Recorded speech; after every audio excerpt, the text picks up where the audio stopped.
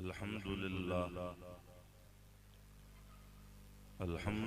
لله وكفى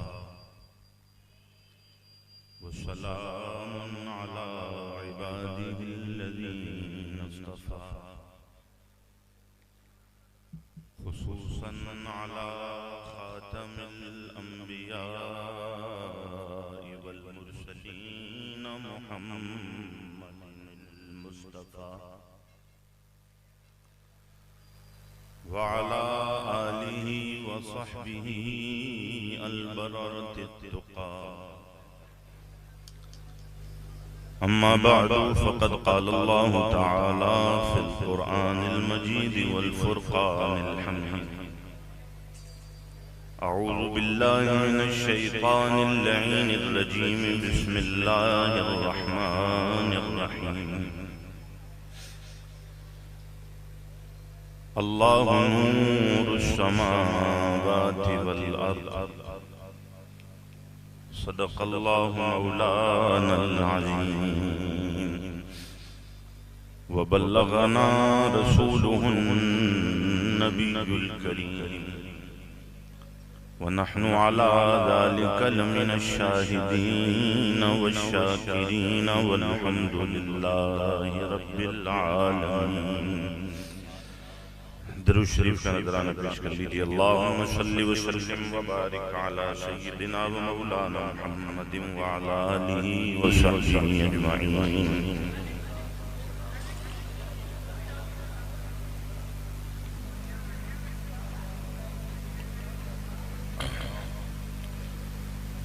اللہ رب العالمین کی حمد و ثنا اور آقا کائنات فخر موجودات سید العالمین محمد رسول اللہ صلی اللہ علیہ وسلم کی ذات والا صفات پر، آپ کی آل اور اصحاب پر ہدیہ درود شریف پیش کرنے کے بعد آج کی اس محفل مبارکہ جن دو عنوانوں سے معنون ہے، ایک تو میلاد النبی صلی اللہ علیہ وسلم اور دوسرا غوث بغداد رضی اللہ تعالیٰ عنہ کی 11ویں شریف. ان دونوں حوالوں سے اپنی معروضات آپ کے گوش گزار کروں گا. اللہ تبارک و تعالی میری اور آپ کی حاضری کو آج کی اس محفل میں شرف قبولیت عطا فرما کر ہم سب کے ایمان کی جلا اور ترقی کا باعث بنائے اور ہم سب کے صغیرہ کبیرہ گناہوں کو اپنی رحمت سے معاف فرمائے. قرآن مجید فرقان حمید سورہ نور کی آیت مبارکہ کا ایک حصہ میں نے آپ کے سامنے تلاوت کیا ہے، جس میں اللہ تبارک و تعالی نے اپنی ذات کے لیے ارشاد فرمایا اللہ نور السماوات والارض. اللہ زمین اور آسمان کا نور ہے. عربی گرامر کے اعتبار سے نور مصدر ہے، اور مصدر جب کسی جملے اور فقرے کے اندر آ جائے تو پھر وہ معنی فاعلیت دیتا ہے، اور معنی فاعلیت جب اس کا کیا جائے گا تو پھر معنی ہوگا اللہ نور السماوات والارض ای اللہ منور السماوات والارض. یعنی اللہ تبارک و تعالی کی ذات وہ ہے جو آسمانوں اور زمین کو روشن فرمانے والا، جس نے آسمانوں کو بھی روشنی اور تابندگی بخشی ہے اور زمین کو بھی جس نے اجالے عطا فرمائے ہیں. اللہ تعالی کی ذات پوری کائنات ہی اس کی تخلیق ہے، اور ہر تخلیق اس کی بے مثال اور لاجواب ہے. لیکن یہاں پر خصوصیت کے ساتھ جو روشنی اور تابندگی کی اور نورانیت کی بات قرآن مجید میں ارشاد فرمائی گئی ہے، تو سمجھنا یہ ہے کہ اللہ تعالی نے آسمانوں کو کیسے روشن کیا اور زمین کو کیسے روشن کیا. تو آسمانوں کی روشنی کا اہتمام اللہ تبارک و تعالی نے سورج سے، چاند سے، ستاروں سے فرمایا، بالشمس والقمر والکواکب، یعنی یہ اللہ تبارک و تعالی کی قدرت کے عظیم مظاہر ہیں کہ سورج چمکتا ہے اور روشن ہوتا ہے تو پھر تاریکیاں چھٹ جاتی ہیں، اندھیروں کا نام و نشان ختم ہو جاتا ہے، اور پھر وقت غروب جب یہ غروب ہو جاتا ہے تو پھر چرخ پر چاند اپنی روشنیوں کو بکھیرتا ہے،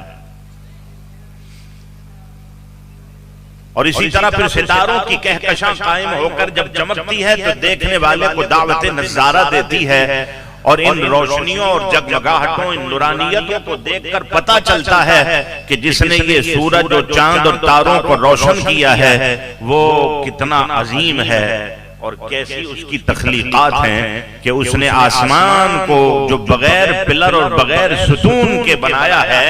تو اس کی روشنیوں کے اہتمام کے لیے اللہ نے اس میں سورج اور چاند اور ستاروں کو پیدا فرمایا، اور ہر ایک اپنے مستقر میں روا دوا ہے۔ لَلشَّمْسُ يَنبَغِي لَهَا أَن تُدْرِكَ الْقَمَرَ وَلَا اللَّيْلُ سَابِقُ النَّهَارِ وَكُلٌّ فِي فَلَكٍ يَسْبَحُونَ۔ تو یہ تو آسمان کی روشنی تھی کہ سورج، چاند اور ستاروں سے اس کا اہتمام کیا، لیکن اللہ تعالیٰ نے زمین کو بھی روشن کیا ہے، منور السماوات والارض، نور السماوات والارض ای منور، آسمانوں اور زمین کو نور دینے والا ہے۔ تو زمین کو اللہ تبارک و تعالیٰ نے کیسے روشن کیا؟ تو یاد رکھیے کہ بالانبیاء والاولیاء اللہ تبارک و تعالی نے اس زمین اور اس دھرتی کو جب روشن فرمانا چاہا تو اس میں نبوت اور رسالت کے سلسلے کو قائم کر کے اس دھرتی کو روشنی عطا فرمایا، یعنی حضرت آدم تا عیسیٰ روح اللہ جتنے بھی انبیاء اور رسول تشریف لاتے رہے وہ نور ہدایت کو لے کر آئے، وہ کفر اور شرک کی تاریکیوں کو دور کرنے کے لیے آئے، اور اللہ تبارک و تعالی نے ان کو عظیم معجزات اور کمالات عطا فرما کر بھیجا۔ جتنے بھی انبیاء اور رسول تشریف لائے تو دلیل کے طور پر اللہ رب العزت نے ان کو معجزے عطا فرمائے، اور حضرت عیسیٰ روح اللہ جب جانے لگے تو قرآن خود کہتا ہے کہ وہ اپنی قوم کو ارشاد فرما کے گئے کہ میں تو جا رہا ہوں لیکن یاد رکھنا کہ میرے بعد ایک عظیم و شان رسول تشریف لانے والے ہیں، وَمُبَشِّرًا بِرَسُولٍ يَأْتِي مِن بَعْدِهِ اسْمُهُ احمد، اور میں تمہیں ایسے عظیم رسول کی خوشخبری سنا کر جا رہا ہوں جو میرے بعد تشریف لائیں گے اور نام ان کا احمد ہوگا۔ تو سارے نور ہدایت لے کر آئے، نور توحید لے کر آئے، نور معرفت لے کر آئے، لوگوں کو جادہ مستقیم کا مسافر بنانے کے لیے آئے، اور نار دوزخ سے بچا کر انہیں جنت کی راہ کا مسافر بنانے کے لیے آئے۔ لیکن سب سے آخر میں میرے اور آپ کے آقا تاجدار کون و مکان سید العالمین محمد الرسول اللہ صلی اللہ علیہ وسلم اس شان سے تشریف لائے کہ قرآن مجید فرقان حمید بیان کرتا ہے قد جاءکم من اللہ نور و کتاب مبین، تحقیق تمہارے پاس تمہارے رب کی طرف سے ایک نور آ گیا اور ایک روشن کتاب آ گئی، اور اس نور سے مراد وجود مصطفیٰ صلی اللہ علیہ وسلم بھی ہے۔ یعنی قرآن مجید فرقان حمید میں حضور علیہ السلام کو بشر بھی کہا گیا ہے اور نور بھی کہا گیا ہے، اور یہ اہل سنت و جماعت کا عقیدہ ہے کہ جتنے بھی انبیاء اور رسول تشریف لائے از قبیل آدمیت آئے ہیں اور از قبیل بشریت آئے ہیں، حضرت آدم سے لے کر تاجدار کون و مکان صلی اللہ علیہ وسلم تک جتنے بھی انبیاء رسول آئے وہ سارے انسان تھے، بشر تھے، لیکن میرے اور آپ کے آقا کی شان یہ ہے کہ حضور علیہ السلام صرف بشر اور انسان نہیں بلکہ بشریت کاملہ کے ساتھ اور انسان کامل بن کر تشریف لائے۔ یعنی آپ ایسے بشر کے خود حضرت آدم علیہ نبینا علیہ السلام بھی ناز کرتے ہیں، حضرت ابراہیم خلیل اللہ بھی ناز کرتے ہیں، حضرت موسیٰ کلیم اللہ بھی ناز کرتے ہیں، حضرت عیسیٰ روح اللہ بھی ناز کرتے ہیں، جتنے پہلے آ کر چلے گئے وہ سارے بھی حضور علیہ السلام کے مقتدی ہیں، اور حضور علیہ السلام جو سب سے آخر میں نبی بن کر تشریف لائے، رسول بن کر تشریف لائے اور ختم نبوت کا منصب عطا فرما دیا گیا، تو وہ اگلوں کے بھی امام بن کر آئے ہیں اور پچھلوں کے بھی امام بن کر آئے ہیں۔ اور اس کا عملی اظہار مسجد اقصی میں انبیاء کرام نے حضور علیہ السلام کی اقتداء میں نماز ادا کر دیا۔ بریلی کے تاجدار نے اس کی منظر کشی کرتے ہوئے کہا کہ نماز اقصی میں تھا یہی سر، آیا ہو معنی اول آخر ہے دست بستہ وہ پیچھے حاجت سلطنت پہلے کر گئے۔ تو قرآن مجید میں حضور السلام کو نور بھی کہا ہے، اور نور دو طرح کے ہیں، ایک نور حسی ہے اور ایک نور معنوی ہے۔ تو نور معنوی ہونے میں تو کسی کا اختلاف اور اعتراض نہیں ہے، مسئلہ آتا ہے نور حسی کا۔ لیکن میرے آقا صلی اللہ علیہ وسلم کی شان یہ ہے کہ اللہ تبارک و تعالی نے آپ کو نور معنوی بھی عطا کیا ہے اور آپ کو نور حسی سے بھی وافر مقدار میں حصہ عطا فرمایا ہے۔ یہی وجہ تھی کہ میرے آقا مسکرا دیتے تھے تو پھر روشنیاں پھوٹنے لگ جاتی تھی۔ حضرت دائی حلیمہ کے محلے کی عورتیں باقاعدہ آئی تھیں اور انہوں نے کہا تھا کہ ہم کچھ دنوں سے یہ دیکھ رہے ہیں کہ رات میں تو لوگ چراغ جلا کے سوتے ہیں، لیکن چراغ بجھا کر سوتے ہیں، لیکن تمہاری جھونپڑی میں سے تو چراغ کی روشنی پھوٹ رہی ہوتی ہے۔ کیا اتنے امیر ہو گئے ہو کہ رات میں بھی تمہارے گھر میں چراغ جل رہا ہوتا ہے؟ اور سارے قبیلے کے لوگ تو چراغ کو بجھا کر سوتے ہیں۔ تو دائی حلیمہ نے حضور علیہ السلام کے پنگوڑے کی طرف،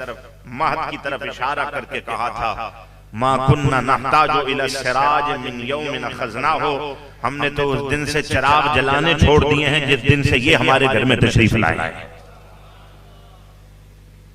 حضرت ام المؤمنین سیدہ عائشہ صدیقہ رضی اللہ عنہا بیان کرتی ہیں کہ میری سوئی گم ہو گئی تھی اور تلاش کرنے میں دشواری ہو رہی تھی، اتنے میں رسول اللہ صلی اللہ علیہ وسلم تشریف لے آئے۔ بس حضور کا آنا تھا کہ آپ کے چہرے کے انوار سے میں نے اپنی گمی ہوئی سوئی کو تلاش کر لیا۔ آقا علیہ السلام کی نسبتوں سے در و دیوار روشن ہو جاتے تھے اور تاریک سینوں میں ہدایت کے چراغ روشن ہو جاتے تھے۔ آقا علیہ السلام کے نور ہونے کو ہم جب سمجھنے کی کوشش کریں تو پھر حضور علیہ السلام کے میلاد کو اور اس کے پس منظر کو اور اس دور کے احوال کو ہمیں دیکھنا پڑتا ہے، جس کی طرف قرآن نے خود اشارہ کرتے ہوئے کہا تھا وَإِن كَانُوا مِن قَبْلُ لَفِي ضَلَالٍ مُبِينٍ۔ یہ رسول اللہ صلی اللہ علیہ وسلم کی بعثت سے اور آمد سے قبل کھلی گمراہی میں پڑے ہوئے، ہر طرف کفر و شرک کی تاریکیت، نیکی کا نام و نشان نہیں تھا۔ حضرت عیسیٰ روح اللہ کو گزرے ہوئے ایک طویل زمانہ ہو چکا تھا اور لوگ توحید کے پیغام کو بھلا چکے تھے، اور بیت اللہ میں خود اپنے ہاتھوں سے بنائے ہوئے بتوں کو نصب کر کے وہ ان کی پرستش میں مشغول ہو چکے تھے۔ انسانی اقدار کا جنازہ نکل چکا تھا، قتل و غارت گری کا بازار گرم تھا، عورت سرے بازار نیرام ہوتی تھی، سوتیلی ماں سے نکاح اور شادی کو جائز تصور کیا جاتا تھا۔ ایسا شقی القلب معاشرہ تھا کہ اپنے ہی ہاتھوں سے اپنی بچیوں کو زندہ درے گور کر دیا جاتا تھا۔ لیکن ان تاریکیوں کو دور کرنے کے لیے جب میرے آقا مصطفیٰ صلی اللہ علیہ وسلم کا میلاد ہوا تو حضور کے تشریف لانے سے ہی انوار پھیلنا شروع ہو گئے، اور خدا علیہ السلام نے جب اپنے میلاد کو بیان فرمایا ہے تو حضور نے یہ بات ارشاد فرمائی صلی اللہ علیہ وسلم۔ آقا علیہ السلام نے فرمایا کہ میں تمہیں اپنے معاملے کی ابتدا بتلاتا ہوں، میں تمہیں اپنے معاملے کا آغاز بتلاتا ہوں۔ میں اپنے باپ ابراہیم کی دعا ہوں، انا دعوت ابی ابراہیم، میرے آنے کی دعا ابراہیم خلیل اللہ نے مانگی تھی، وہ بشارت عیسیٰ، اور میں عیسیٰ روح اللہ کی بشارت ہوں کہ انہوں نے جاتے ہوئے میرے آنے کی بشارت اپنی امت کو سنائی، اور فرمایا کہ میں اپنی ماں کا وہ خواب ہوں جو انہوں نے میری ولادت کے وقت دیکھا تھا کہ ان سے ایسا نور ظاہر ہوا کہ اس نور کی روشنی میں میری ماں نے مکہ میں بیٹھے ہوئے ملک شام کے محلات کو دیکھ لیا تھا۔ تو حضور علیہ السلام کے تو آنے سے انوار پھیلنا شروع ہو گئے تھے، اس لیے کہ ایک ایسا پیکر نوری آ گیا، ایک نور مجسم آ گیا کہ جس کو قرآن مجید میں اللہ تبارک و تعالی نے نور بھی کہا ہے اور برہان بھی کہا ہے اور بشیر بھی کہا ہے اور نذیر بھی کہا ہے، مزمل بھی کہا ہے، مدثر بھی کہا ہے۔ جتنے بھی انبیاء رسول تشریف لائے قرآن مجید نے چند کا نام لیا ہے، باقی اجمالی طور پر ان کا ذکر قرآن مجید فرقان حمید میں کیا گیا ہے، لیکن جو انداز احمد مصطفیٰ کا ہے، جو انداز بعثت مصطفیٰ کا ہے، وہ کہیں اور آپ کو دکھائی نہیں دے گا۔ قرآن حضور علیہ السلام سے قبل آنے والے انبیاء کرام کا جب ذکر کرتا ہے تو ان کی نبوت اور رسالت کو زمان اور مکان کے اعتبار سے بتلاتا ہے کہ وہ محدود تھا اور متعین تھا اور اس کا دورانیہ مختصر تھا۔ ایک زمانہ گزر جاتا پھر دوسرے نبی آ جاتے، ایک علاقے کے لیے، ایک بستی کے لیے، ایک قوم کے لیے۔ وَإِلَىٰ عَادٍ أَخَاهُمْ هُودًا، فرمایا ہم نے قوم عاد کی طرف ان کے نسبی بھائی ہود علیہ السلام کو نبی بنا کر بھیجا۔ وَإِلَىٰ ثَمُودَ أَخَاهُمْ صَالِحًا، ہم نے قوم سمود کی طرف ان کے نسبی بھائی حضرت صالح علیہ السلام کو نبی بنا کر بھیجا۔ وَإِلَىٰ مَدْيَنَ أَخَاهُمْ شُعَيْبًا، اور ہم نے مدین کی طرف ان کے نسبی بھائی حضرت شعیب علیہ السلام کو نبی بنا کر بھیجا۔ لیکن آمد مصطفیٰ کو جب قرآن نے بیان کیا تو قرآن نے کہا وَمَا أَرْسَلْنَاكَ إِلَّا رَحْمَةً لِلْعَالَمِينَ، اے پیارے آپ کو کسی علاقے، کسی قوم، کسی قبیلے، کسی خاندان، صرف عرب اور صرف عجم کے لیے نہیں بھیجا ہے اور محدود زمانے کے لیے نہیں بھیجا ہے، بلکہ جتنے جہان رب نے تخلیق فرمائے ہیں پیارے تجھے سارے جہانوں کے لیے رحمت بنا کر بھیجا۔ تو یہ قرآن مجید کی آیت حضور کے میلاد کا واضح بیان ہے قرآن، اور فرمایا تبارک الذی نزل الفرقان علی عبدہ لیکون للعالمین نذیرا، بڑی بابرکت ہے وہ ذات کہ جس نے فرقان کو یعنی قرآن کو اپنے عبد خاص محمد صلی اللہ علیہ وسلم کے قلب اطہر پر نازل فرمایا تاکہ وہ عالمین کو اللہ تبارک و تعالی کا در سنانے والے ہوں۔ اور خود ارشاد فرمایا آقا علیہ السلام نے اللہ تبارک و تعالی کے حکم سے قل یا ایھا الناس انی رسول اللہ الیکم جمیعا، آپ فرما دیجئے کہ اے لوگوں میں تم تمام کے تمام کی طرف، سب کی طرف، اب قیامت تک کوئی نیا نبی نہیں آ سکتا، نہ ضرورت باقی، اس لیے کہ آقا علیہ السلام اس شان سے آئے ہیں کہ اللہ تبارک و تعالی نے آپ پر دروازہ نبوت کو آپ کے آنے کے بعد بند کر دیا ہے، اس لیے کہ آپ کی شریعت، آپ کا دین کامل ہے۔ اليوم اکملت لکم دینکم واتممت علیکم نعمتی ورضیت لکم الاسلام دینا، یہ تکمیل دین کا وعدہ کسی نبی اور پیغمبر سے نہیں کیا گیا، یہ تکمیل دین کا وعدہ اگر ہے تو میرے اور آپ کے آقا محمد رسول اللہ سے ہے صلی اللہ علیہ وسلم۔ تو اس کا مطلب یہ ہے کہ اب قیامت تک اگر شریعت چلے گی تو قرآن کی چلے گی، اور قیامت تک اگر نبوت اور رسالت ہے تو صاحب قرآن محمد عربی صلی اللہ علیہ وسلم۔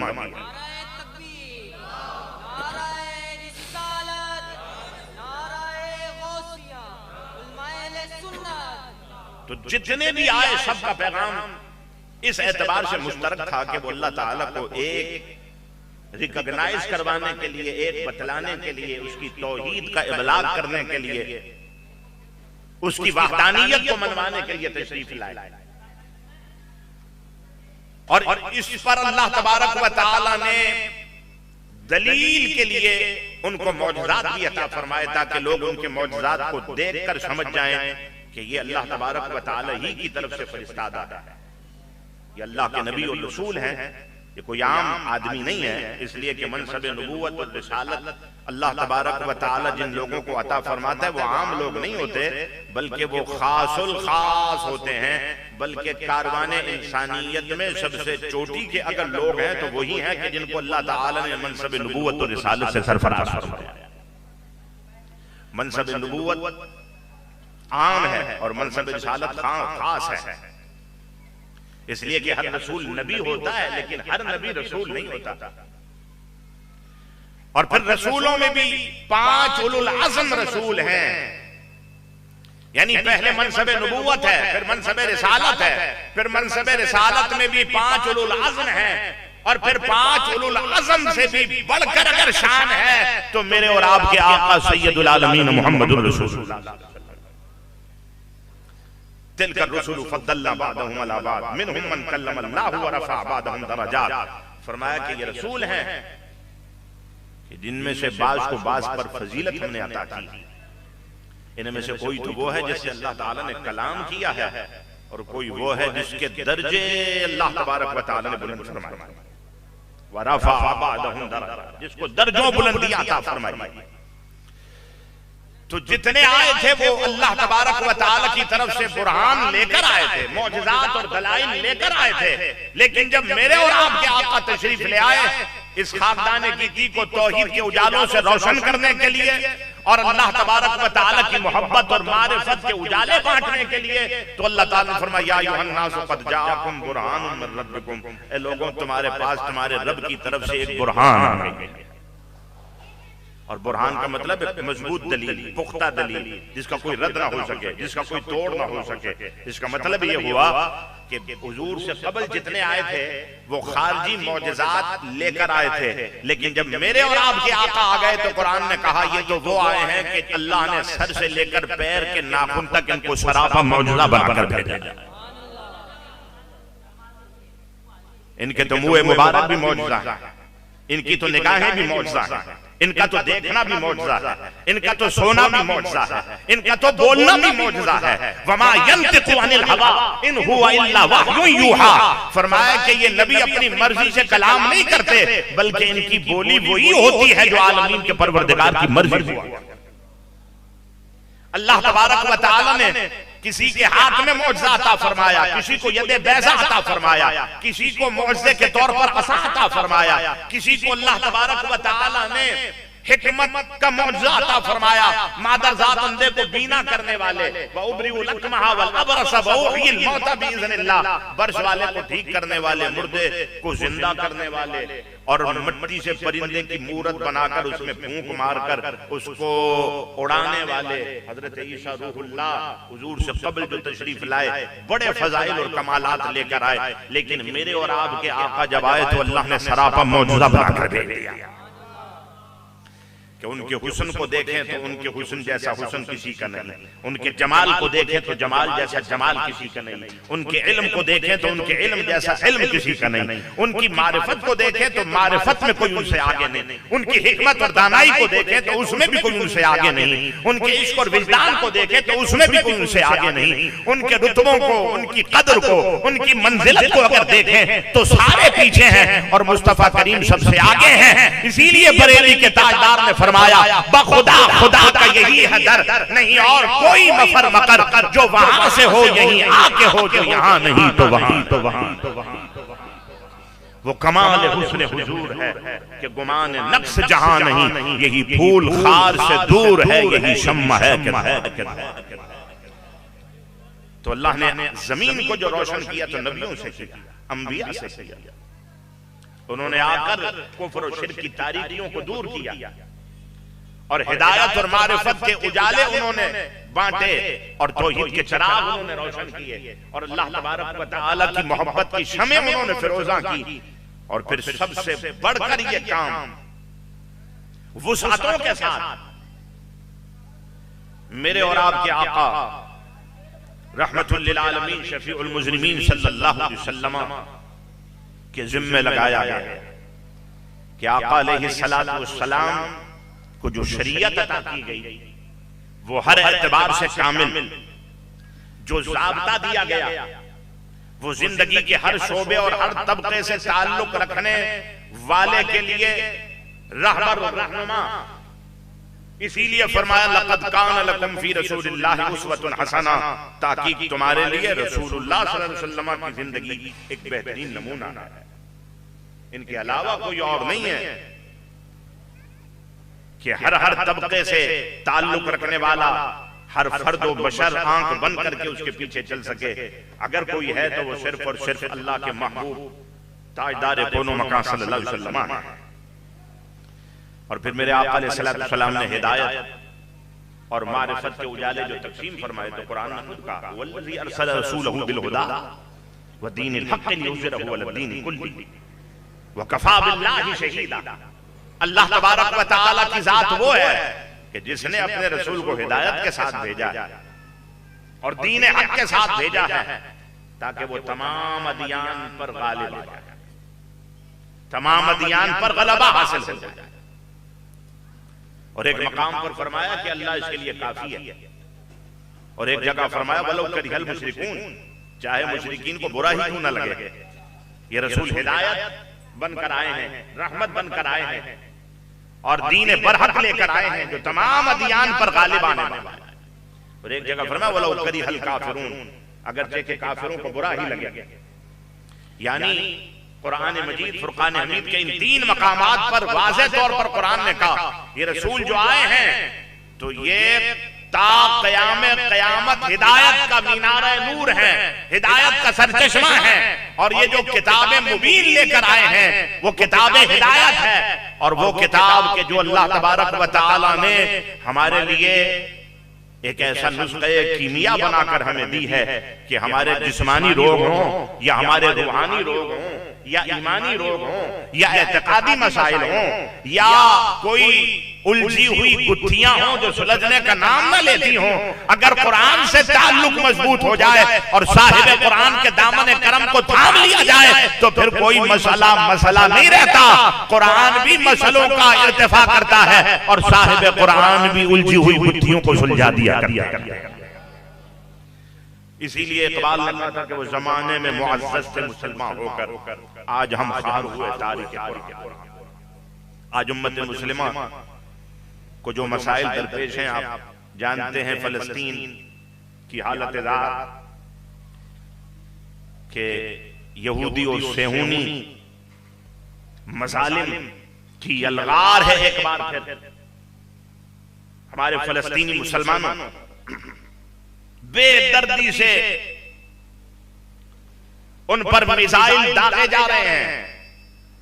لیکن سلام ہے حضور علیہ السلام کے ان غلاموں اور شمع رسالت کے پروانوں کو کہ وہ اپنی جانیں ہتھیلیوں پر لے کر قبلہ اول کے دفاع کے لیے اور اس کے تحفظ کے لیے اور اس کی آزادی کے لیے میدان عمل میں اپنی بیویوں، اپنے بچوں اور اپنے بیماروں اور اپنے بوڑھوں کے ساتھ موجود ہیں۔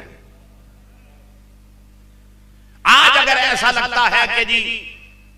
فلسطینی مسلمان قسمہ پرسی یا کمزوری کی حالت میں ہیں تو یقیناً ایسا ہے،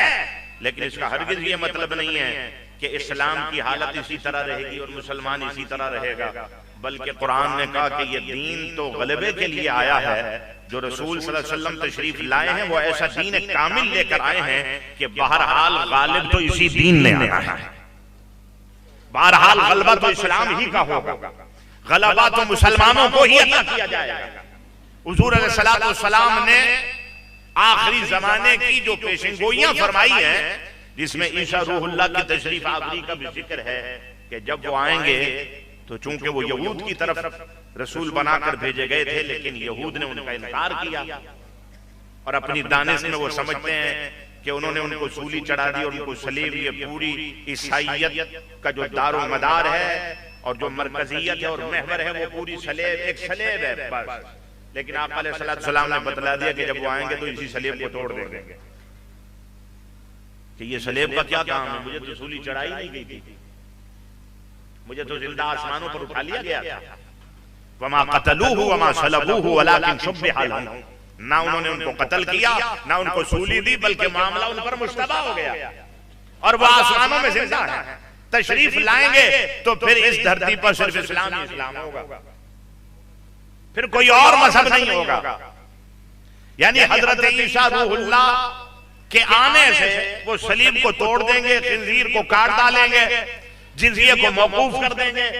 تو پھر صرف اور صرف اس روئے زمین پر لا الہ الا اللہ محمد رسول اللہ کہنے والے ہی باقی بچیں گے۔ کوئی اور باطل مذہب نہیں رہے گا، نہ یہودیت رہے گی، نہ عیسائیت رہے گی، نہ صہبائیت رہے گی، سب ختم ہو جائے گا. اس لیے کہ اللہ تعالیٰ نے قرآن مجید میں فرمایا کہ ہم نے اس رسول کو بھیجا ہے کہ جو ہدایت کے ساتھ آیا اور دین حق کے ساتھ آیا, اور وہ دین حق ایسا دین حق ہے کہ بہرحال اس نے غالب آنا ہے ہر دین کے اوپر, چاہے کافروں کو برا ہی کیوں نہ لگے, چاہے مشرکین کو برا ہی کیوں نہ لگے. اور اللہ تعالیٰ بطور گواہ کے کافی ہے, اس لیے کہ صلح حدیبیہ کے موقع پر انہوں نے کہا تھا آپ نے تو محمد رسول اللہ لکھ دیا ہے صلح نامے پر, اگر ہم آپ کو رسول اللہ مانتے تو پھر جھگڑا کس بات کا تھا, آپ رسول اللہ کو مٹائیں محمد بن عبداللہ لکھیں. تو آقا علیہ السلام نے حکمتاً وہاں سے رسول اللہ صلی اللہ علیہ وسلم کو محو کروا کے محمد بن عبداللہ لکھوایا. لیکن قرآن میں اللہ تبارک و تعالیٰ نے اعلان کر دیا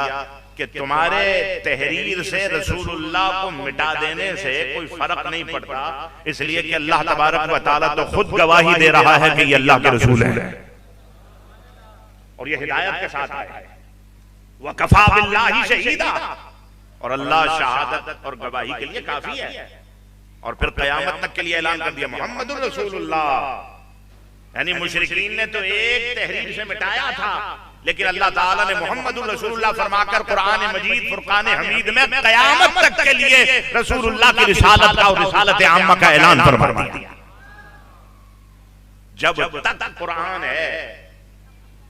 اس وقت تک حضور علیہ السلام کی رسالت کے, آپ کی نبوت کے ترانے گونجتے رہے. آئیے اللہ تبارک و تعالیٰ نے زمین کو روشن کیا انبیاء سے, جتنے بھی نبی آئے وہ ہدایت کی روشنیاں پھیلاتے رہے. ان کا وجود مسعود برکتوں کا منبع تھا اور ان کے ذریعے سے لوگوں کو ہدایت کی روشنی ملی, اللہ تبارک و تعالیٰ کی محبت کا نور کامل ملا. اور پھر سب سے بڑھ کر یہ کام میرے اور آپ کے آقا صلی اللہ علیہ وسلم نے کیا. تو پھر حضور نے جو محبتیں اور ہدایتیں تقسیم کی ہوں گی تو پھر وہ کیسی تقسیم کی ہوں گی, پھر ان کے انوار کا عالم کیا ہوگا, پھر ان روشنیوں کا عالم کیا ہوگا. جب حسن تھا ان کا جلوہ نما, انوار کا عالم کیا ہوگا, ہر کوئی فدا ہے بن دیکھے دیدار کا عالم کیا ہوگا. جس وقت ہے خدمت میں ان کی ابو بکر و عمر عثمان و علی, اس وقت رسول اکرم کے دربار کا عالم کیا.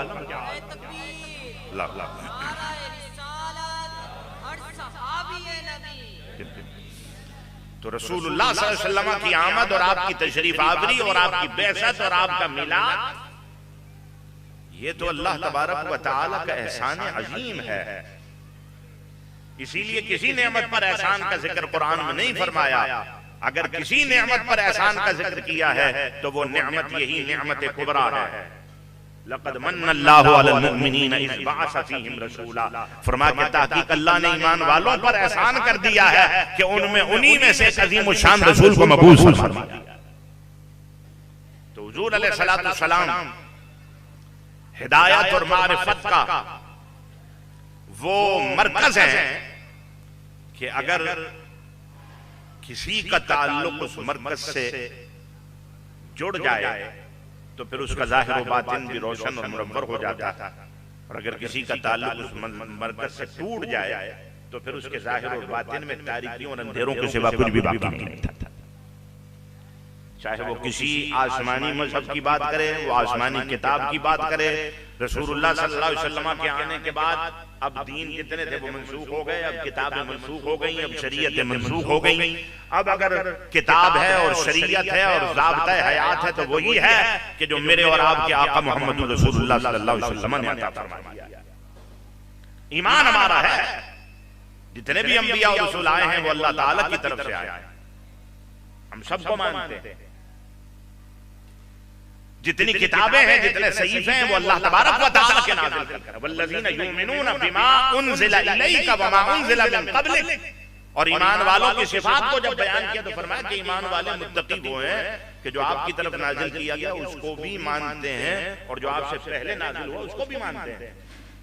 کہ وہ اللہ ہی کا نازل کردہ تھا, لیکن عمل جو کرتے ہیں وہ شریعت قرآن پر کرتے ہیں.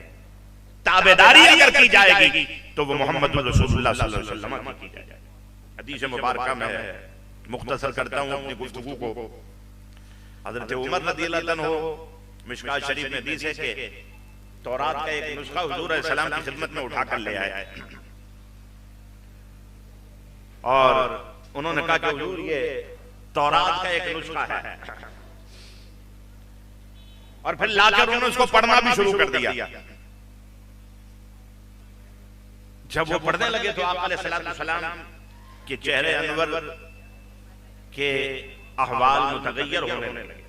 حضرت ابو بکر صدیق موجود تھے تو حضرت ابو بکر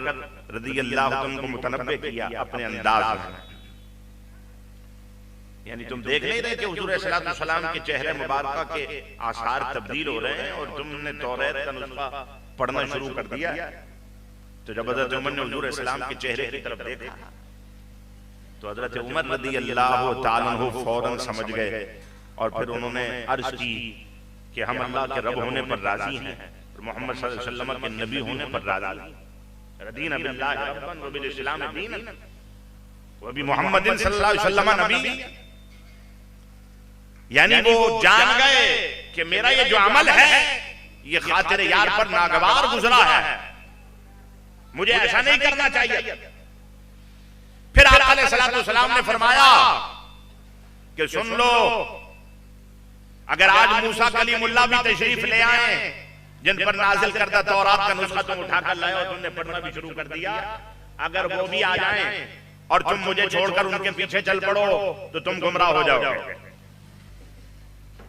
اور فرمایا کہ اگر آج موسیٰ بھی ہوں تو ان پر بھی لازم ہوگا کہ وہ میری تابعداری کریں، وہ میری پیروی کریں۔ اور فرمایا کہ وہ وقت کیسا ہوگا کہ جب عیسیٰ ابن مریم بھی تمہارے درمیان موجود ہوں گے، یعنی قرب قیامت تشریف لائیں گے اس امت میں۔ آقا علیہ السلام نے فرمایا کہ وہ وقت کیسا ہوگا جب عیسیٰ ابن مریم بھی تمہارے درمیان موجود ہوں گے، لیکن امام تمہیں میں سے ہوگا، امام ایک محمدی ہی ہوگا۔ تو یہ شان ہے حضور علیہ السلام کی اور حضور علیہ السلام کی امت کی اور حضور علیہ السلام کی امت کے اولیاء کی اور صالحین۔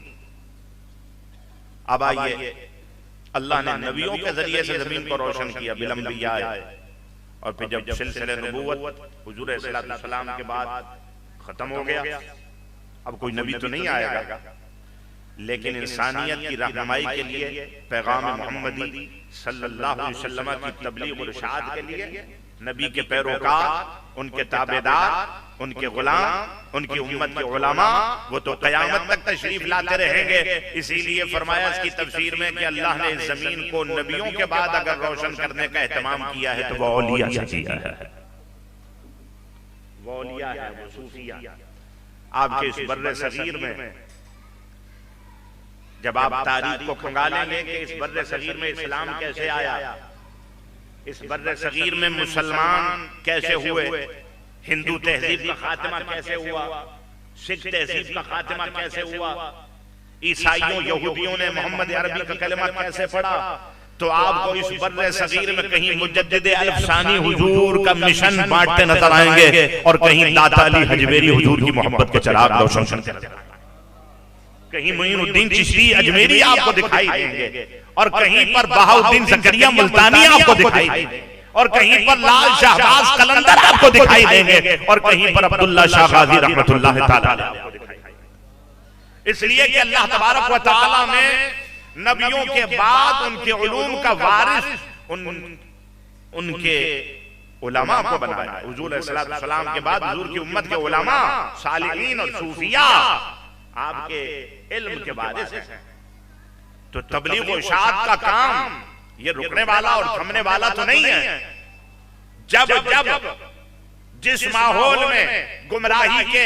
اندھیرے پھیلنے لگتے ہیں تو ان اندھیروں کو دور کرنے کے لیے کوئی نہ کوئی محمد عربی کا غلام آ جاتا ہے۔ یہی وجہ تھی کہ جب بغداد کی تہذیب کا چراغ گل ہونے لگا تھا تو حضرت عبد القادر جیلانی تشریف لے آئے، اور پھر ان کے آنے سے اللہ تبارک و تعالی نے اس امت مسلمہ کو ایک ایسی بیداری عطا فرما دی کہ آج برسوں کے بعد بھی حضرت عبد القادر جیلانی دنیا سے رخصت ہو گئے ہیں، لیکن ان کی نسبت کو اپنے ماتھے کا جھومر سمجھتی ہے یہ امت، اور ان سے نسبت قائم کر کے اپنے آپ کو قادری کہلانے والے صدیوں بعد بھی پائے جاتے ہیں اور قیامت تک موجود رہیں گے، اس لیے کہ جو رسول اللہ صلی اللہ علیہ وسلم کے دین کی تبلیغ اور اشاعت میں اخلاص کے ساتھ اور بے غرض ہو کر اپنی خدمات پیش کرتے ہیں اور اللہ کے ذکر سے اور اس کی محبت سے لوگوں کے دلوں میں ایمان کی شمع فروزہ کر جاتے ہیں، تو ان کو گزرے برسوں بھی ہو جائیں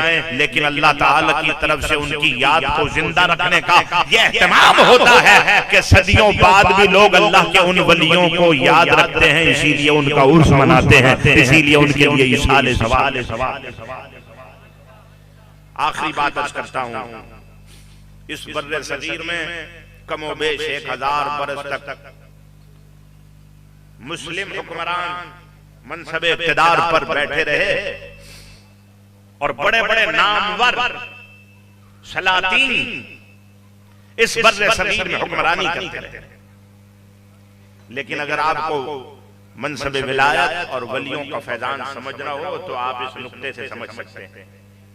آپ تاریخ کو پڑھیں، 1000 برس تک ان بادشاہوں نے جن کے پاس تخت بھی تھا، جن کے پاس تاج بھی تھا، جن کے پاس وسائل بھی تھے، جن کے پاس افواج بھی تھیں، جن کے پاس سونا بھی تھا، جن کے پاس چاندی بھی تھی، جن کو مادی اعتبار سے بھی ترقیاں حاصل تھیں، وسائل سے لیس تھے، وہ دین مصطفیٰ کی وہ خدمت نہ کر سکے جو اللہ تبارک و تعالی کے ان مردان حر نے، حضور کے ان سچے غلاموں نے، ان ولیوں اور صالحین اور صوفیاں نے چٹائیوں پر بیٹھ کر کی ہے۔ 1000 برس تک حکمرانی کرنے والے تمام بادشاہوں کو اور ان کی خدمات کو ایک طرف رکھ دیں اور دوسری طرف صرف معین الدین چشتی اجمیری کی خدمت دین کو دیکھ لیں تو آپ کو نظر آئے گا کہ حضرت معین الدین چشتی اجمیری حضور کے اس شہزادے نے تنہا بر صغیر میں 90 لاکھ ہندوؤں کو کلمہ پڑھا کر محمد عربی کا غلام بنایا۔ تو جن لوگوں نے اسلام کی اتنی خدمت کی ہو ان کو فراموش کر دینا، یہ احسان فراموشی نہیں تو اور کیا ہے۔ جنہوں نے لوگوں کے سینوں میں ایمان کی شمع فروزہ کی ہو ان کے لیے دعا بھی نہ کی جائے، ان کے لیے ایصال بھی نہ کیا جائے تو پھر یہ محرومی نہیں تو اور کیا ہے۔ اور یہ یاد رکھیے کہ اس بر صغیر کے کئی خاندان ایسے ہیں کہ جن کے اجداد مسلمان نہیں تھے، وہ ہندو تھے یا سکھ تھے یا عیسائی تھے یا کسی اور مذہب کے ماننے والے تھے۔ اس بر صغیر میں اکثر خاندانوں کے اندر اگر اسلام کی روشنی پھیلی ہے تو ان سے اگر آپ پوچھیں کہ تمہارے اجداد تو مسلمان نہیں تھے لیکن تم مسلمان ہو تو وہ بتلائیں گے کہ ہمارے فلاں نسل کے دادا کو کلمہ داتا علی حجویری نے پڑھایا تھا، معین الدین اجمیری نے پڑھایا تھا، مجدد الفسانی نے پڑھایا تھا۔ تو جنہوں نے دین مصطفیٰ کی خدمت کی ہے ان کو فراموش نہیں کیا جا سکتا، اور جو کر رہے ہیں آنے والے ان کو بھی فراموش نہیں کر سکیں گے، بلکہ وہ اس دنیا سے اٹھ کر جب اپنی قبروں میں جائیں گے تو پھر ان کی قبریں بھی معطر ہوں گی اور منور ہوں گی۔ شاعر کہتا ہے کہ زمین میلی نہیں ہوتی، زمن میلا نہیں ہوتا، محمد کے غلاموں کا کفن میلا نہیں ہوتا، جو نام مصطفیٰ چومے نہیں دکھتی کبھی آنکھیں، پہن لے پیار جو ان کا تو تن میلا نہیں ہوتا۔ وما علیہ الا البلاغ المبین۔